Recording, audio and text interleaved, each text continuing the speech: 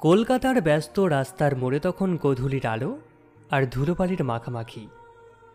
দীর্ঘ 7 বছর পর রিয়া জয়ের সামনে এসে দাঁড়ালো। এই 7 বছরে গঙ্গা দিয়ে অনেক জল গড়িয়েছে, কিন্তু জয়ের বুকের ভিতরে জমানো সেই পুরনো হাহাকারটা যেন এক মুহূর্তের জন্য জীবন্ত হয়ে উঠল।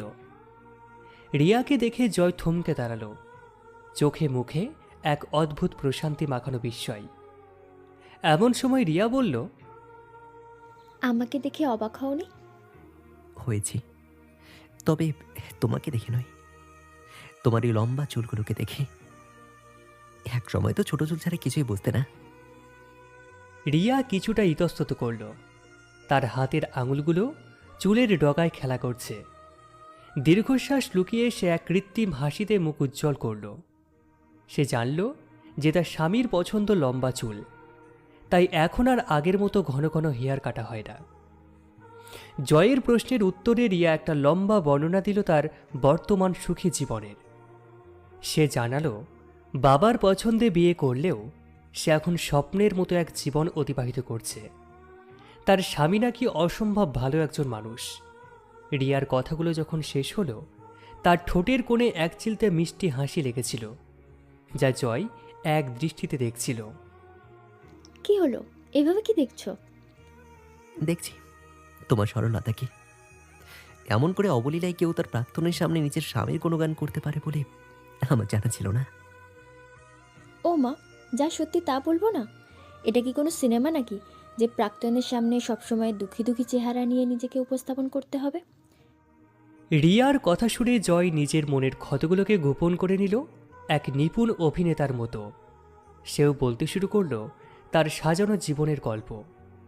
জয় জানালো যে সেও একজন সঠিক মানুষের জন্য অপেক্ষা করছিল, যে তার পুরনো দুঃখ ভুলিয়ে দেবে এবং তাকে রিয়ার থেকেও অনেক বেশি ভালোবাসবে।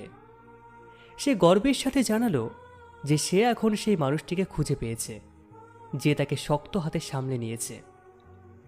কথার মাঝখানে জয় হালকা খোঁচা দিয়ে মনে করিয়ে দিল যে কেউ কেউ আবার সময়ের আগে এসে সময়ের আগেই চলে যায়। রিয়া কথাটার মানে বুঝলেও কোনো প্রতিক্রিয়া দেখালো না, বরং কৌশলে প্রসঙ্গ পাল্টে ফেলল। তা এখানে কেন এসেছিলে? কোনো দরকারে নাকি এমনি? বেলি ফুলের মালা কিনতে এসেছিলাম। আমার স্ত্রীর করা হুকুম, প্রত্যেক দিন অফিস করে বাড়ি ফেরার সময় তার জন্য মালা কিনতে হবে। বিয়ের পর এভাবেই চলছে আর কি, কিন্তু আজ সেই মালাওয়ালা মেয়েটাকে খুঁজে পাচ্ছি না। বাই দ্য ওয়ে, তুমি কেন এসেছিলে? আমি মালটা চা খেতে এসেছিলাম। ভেবেছিলাম ওকে কল দিয়ে বলবো অফিস থেকে ছুটি নিয়ে চলে আসতে। প্রায়ই এমন করি আমরা, কিন্তু আজ তোমার সাথে কথা বলতে বলতে দেরি হয়ে গেল। এরপর আর কথা বাড়ালো না তারা। যানজট আর সময়ের দোহাই দিয়ে একে অপরের থেকে বিদায় নিল তারা। দুইজন দুই দিকে হাঁটতে শুরু করলো, যেন তাদের মাঝে কখনো কোনো গভীর প্রেমই ছিল না। বাড়ি ফিরে জয় দেখল তার সাজানো সংসারের কদর্য রূপ। শান্ত শরীরে সে যখন দুটি বেলি ফুলের মালা তার স্ত্রীর দিকে বাড়িয়ে দিল, ভালোবাসা তো দূরে থাক, মিলল তীব্র অবজ্ঞা। তোমাকে না কতদিন বলেছি এসব ঢং আমার ভালো লাগে না। তাও মানতাম যদি এই সস্তার মালার বদলে দামি কিছু আনতে। জয় কোনো প্রতিউত্তর করল না, শান্তভাবে ফ্রেশ হতে গেল। ওয়াশরুম থেকে সে শুনতে পেল তার স্ত্রীর উচ্চ কণ্ঠ। স্ত্রী তাকে জানিয়ে দিল যে সে কাল বাপের বাড়ি চলে যাবে এবং অনলাইনে অর্ডার করা 4,000 টাকা শাড়ির দাম যেন জয় রেখে যায়।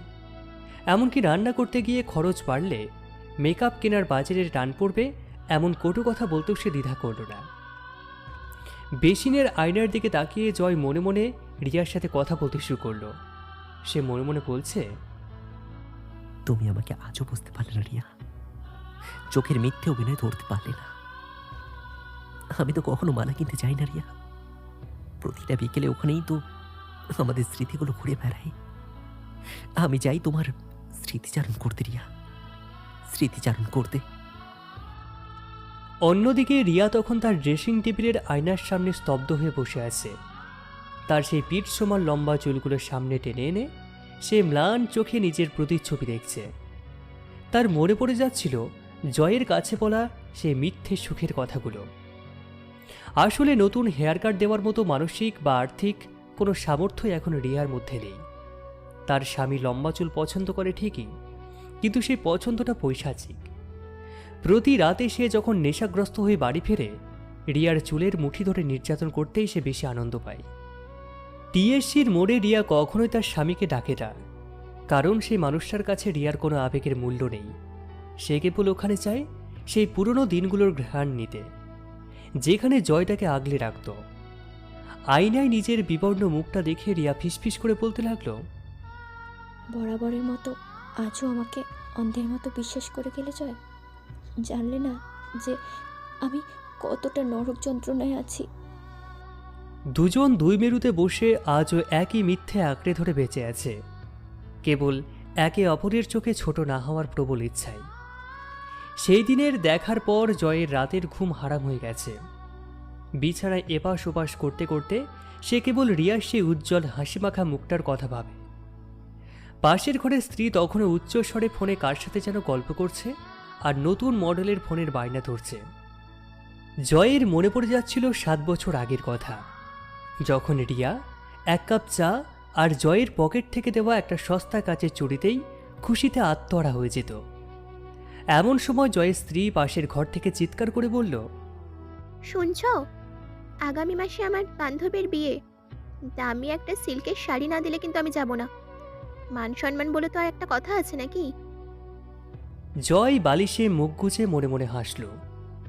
লোক দেখানো মান সম্মানের এই বাজারে ভালোবাসাটা আজ বড্ড সস্তা হয়ে গেছে।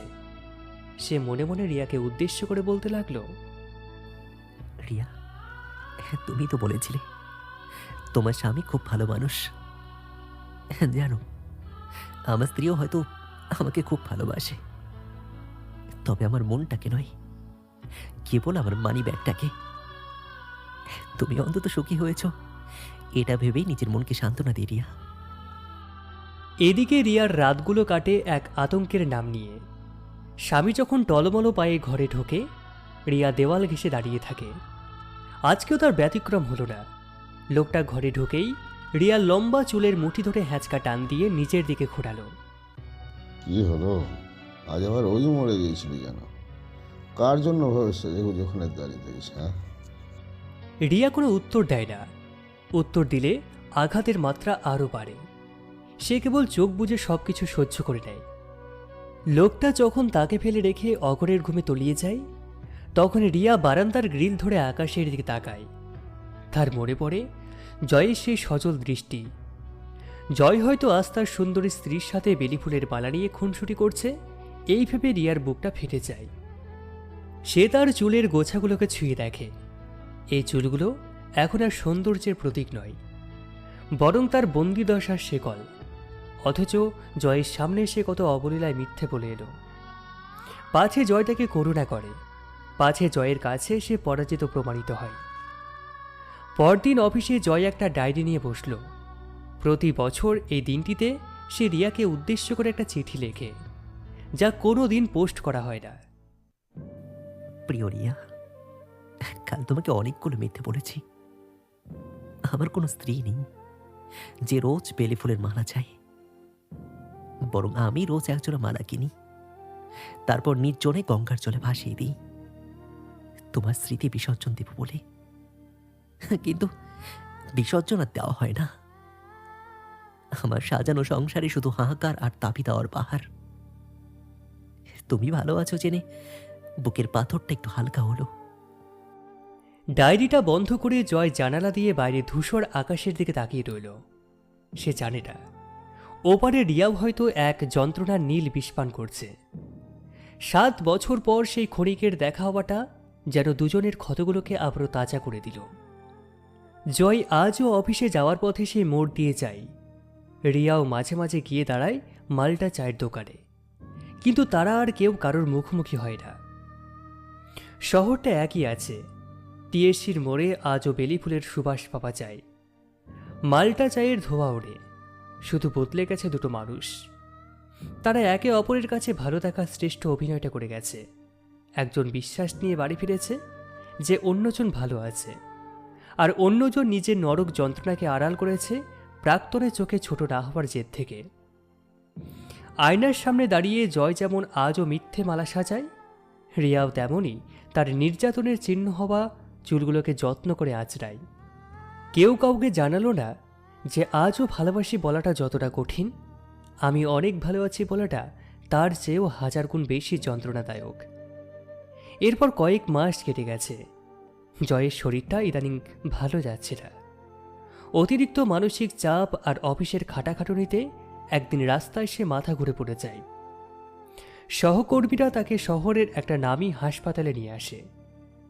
কেবিনের করিডোর দিয়ে হেঁটে যাওয়ার সময় হঠাৎ একটা পরিচিত কণ্ঠস্বর জয়ের কানে আসে। কোনো এক রোগীর আত্মীয়ের সাথে নার্সের বকবকিতা হচ্ছে। জয় ধীর পায়ে এগিয়ে গিয়ে দেখল রিয়া। কিন্তু এ কোন রিয়া? টিএসসির মোড়ে দেখা সেই ঝকঝকে সাজানো মেয়েটি কোথায়? রিয়ার চোখের নিচে কালি, গালের হাড় বেরিয়ে এসেছে, পরনের শাড়িটাও মলিন হয়ে আছে। নার্স বলল, দেখুন মিসেস রিয়া, আপনার স্বামীর লিভারের অবস্থা খুবই খারাপ। রক্তের ব্যবস্থা না করতে পারলে আমরা কিন্তু অপারেশন শুরু করতে পারবো না। দিদি, আমি চেষ্টা করছি, আর একটু সময় দিন প্লিজ। আমার কাছে যতটুকু গয়না ছিল সব তো বন্ধক রেখেছি। আমি এখন রক্ত পাবো কোথায়? জয় দরজার আড়াল থেকে সবকিছু শুনল। রিয়া সেই অসম্ভব ভালো মানুষ স্বামীটি আসলে এক মদ্যপ রোগী, যার নেশার দাপটে রিয়ার জীবনের শেষ সম্বলটুকু শেষ হয়ে গেছে। জয় নিজেকে আড়াল করে রাখল। সে চাইল না এই করুণ অবস্থায় রিয়া তাকে দেখে আরও লজ্জিত হোক। জয় নিজে চিকিৎসার কথা ভুলে গিয়ে পরিচিত বন্ধুদের মাধ্যমে রিয়ার স্বামীর জন্য রক্তের ব্যবস্থা করল। এমনকি হাসপাতালের বিলের একটা বড় অংশ সে বেরামে পরিশোধ করে দিল। জয় যখন হাসপাতাল থেকে ডিসচার্জ হয়ে বাড়ি ফিরে যাচ্ছিল, দূর থেকে দেখল রিয়া করিডোরের এক কোণে বসে ঈশ্বরকে ডাকছে। জয় মনে মনে বলল, তুমি তোমার মিথ্যা আভিজাত্য বজায় রাখো রিয়া। আমি তোমাকে বুঝতে দেব না যে আমি তোমার আসল রূপটা দেখে ফেলেছি। তোমার অভিনয়টা সার্থক হোক রিয়া। বাড়ি ফিরে জয় দেখল তার স্ত্রী ব্যাগ গোছাচ্ছে আর বলছে, আমি চিরতরে চলে যাচ্ছি জয়। তোমার মতো একঘেয়ে আর হিসাবি মানুষের সাথে থাকা আমার পক্ষে সম্ভব নয়। আমার এক্সের সাথে সব ঠিক হয়ে গেছে। আর হ্যাঁ, ডিভোর্স পেপারটাও সময় মতো পেয়ে যাবে। জয় এবার হো হো করে হেসে উঠল। আজকে সে রিক্ত, আজকে সে নিঃস্ব, অথচ তার মনে হলেও সে অনেক হালকা। এরপর কেটে গেছে আরও একটা বছর। আজ 1 বছর পর জয় আবার সেই মোড়ে দাঁড়িয়ে। আজ তার হাতে কোনো মিথ্যে বেলি ফুলের মালা নেই। সে আজ কোনো অভিনয় করতে আসেনি। হঠাৎ দেখল এক মহিলা ছোট ছোট চুল সামনে দিয়ে হেঁটে যাচ্ছে। রিয়া। রিয়াকে আজ অনেক বেশি শান্ত দেখাচ্ছে। জয় তার কাছে এগিয়ে গেল আর বলল, চুলগুলো কেটে ফেলেছে। তোমার স্বামী না লম্বা চুল পছন্দ করতেন? রিয়া এবার ম্লান হাসল। সে হাসিতে আর কোনো কৃত্রিমতা ছিল না। তিনি আর নেই জয়। 6 মাস আগে ভগবান তাকে মুক্তি দিয়েছেন। আর চুলগুলো, ওগুলো তো বন্দিত্বের চিহ্ন ছিল, তাই ছেড়ে ফেললাম। বলো, তুমি কেমন আছো? তোমার স্ত্রী কেমন আছে? জয় আকাশের দিকে তাকিয়ে একটা দীর্ঘশ্বাস ফেলল আর বলল, সে তার গন্তব্য খুঁজে নিয়েছে রিয়া। আমি এখন একা, একদম একা। দুজনেই কিছুক্ষণ চুপচাপ দাঁড়িয়ে রইল। রাস্তার ধারের মাল্টা চায়ের দোকানের ধোঁয়া তাদের মাঝখানে এক মায়াজাল তৈরি করল। জয় আজ আর নিজেকে ধরে রাখতে পারল না। সেদিন কেন মিথ্যে বলেছিলে রিয়া? কেন বলেছিলে তুমি সুখে আছো? রিয়া নিচু স্বরে উত্তর দিল, প্রাক্তনের করুণার পাত্রী হওয়ার চেয়ে সুখী হওয়ার অভিনয় করা অনেক সহজ জয়। তুমিও তো মিথ্যে বলেছিলে। আমি জানি তোমার স্ত্রী তোমাকে ছেড়ে গেছে।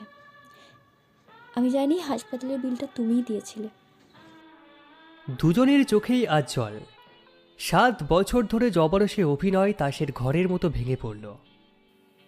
আমাদের জীবনের অনেকটা সময় তো মিথ্যার অভিনয় দিয়ে কেটে গেল। বাকিটা সময় কি সত্যি হয়ে থাকা যায় না রিয়া? রিয়া কোনো উত্তর দিল না, চুপচাপ দাঁড়িয়ে রইল। দীর্ঘদিনের মিথ্যে অভিনয়ের দেওয়ালটা আজ ভেঙে চুরমার হয়ে গেছে।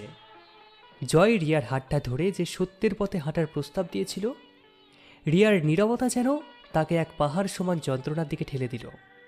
রিয়া ধীরে ধীরে জয়ের হাত থেকে নিজের হাতটাকে সরিয়ে নিল। তার চোখে আজ আর কোনো জল নেই, আছে এক গভীর শূন্যতা। রিয়া বলল, আমাদের মাঝখানে 7টা বছর আর 2টো মানুষের ঘর ভাঙার গল্প মিশে আছে জয়। তুমি জানলে না, আমার স্বামী মৃত্যুর আগে আমার সমস্ত আত্মসম্মান আর বেঁচে থাকার ইচ্ছাটাকে সাথে করে নিয়ে গেছে।